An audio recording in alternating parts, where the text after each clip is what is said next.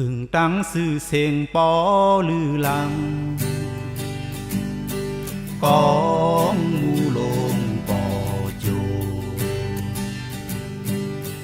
เขาเป็นพี่น้องต่างปีก่อไล่มาฮอดคือ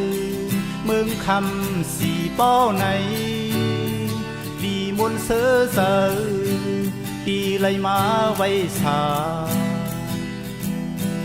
กองมูลงปอจู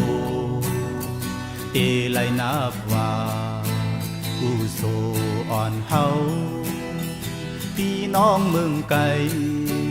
ก็ลีวนำเสอพี่น้องสีปอกอสื่อเสอ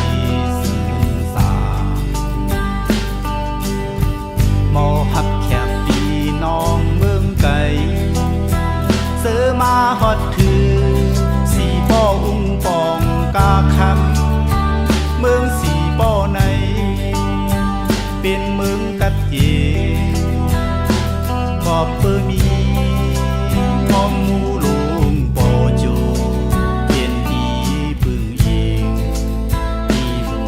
ยืนตาคมเฮ็ดตามดี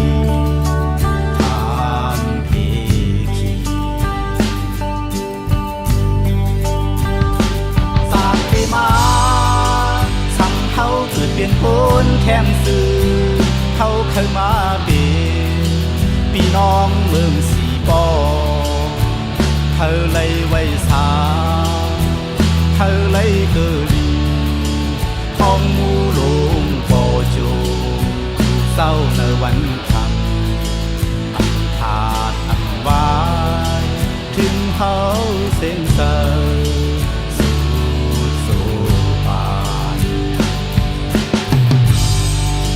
พี่น้องเมืองสีป้อใน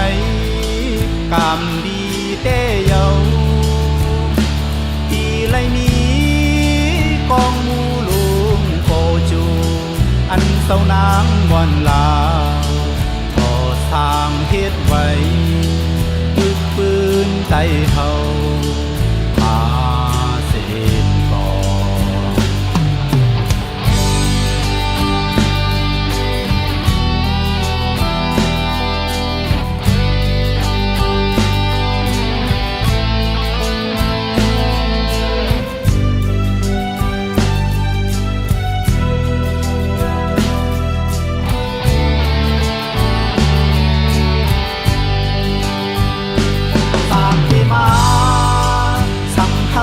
เป็นคนแค้มสื่อเขาเคยมาเป็นพี่น้องเมืองสีปอเธอเลยไว้สาเธอเลยเกิดีของมูลงปอโจเศร้าในวันคำอันขาดอันวายถึงเขาเส้นเกิน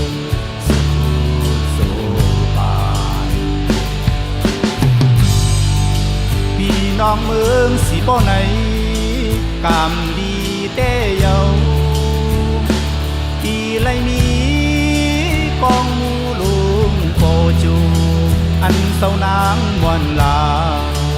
ก็สร้างเฮ็ดไว้ตึกปืนใจเฮา